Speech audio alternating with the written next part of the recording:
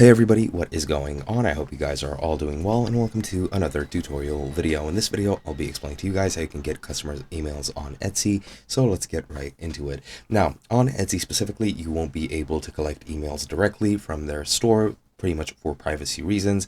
They do not let you get your customers' emails so that your customers aren't overflowed with, of course, promotional emails, mailing lists, newsletters, etc., etc. However, there are ways to guide your customers get to give their email addresses to you so that you can add them to a mailing list. Now you can use your banner on Etsy. You can do that, the about section, Etsy profile, or shop announcements to obtain emails. Of course, you can use engaging language, and you can use captivating calls to action on external pages to direct customers towards your mailing list so that they can sign up for your newsletters and things like that. You can also create a landing page, for example, on sites such as WordPress or Wix.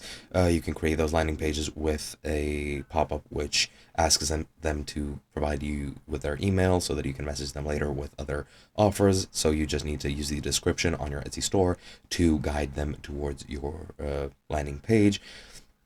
You can also use email marketing providers. Just use your chosen platform to create sign-up forms and pop-ups and embed them into your Etsy store's description to share them with others or use your social media profiles. Other than that, you have also other methods of doing so, but these are pretty much the top three that I would recommend.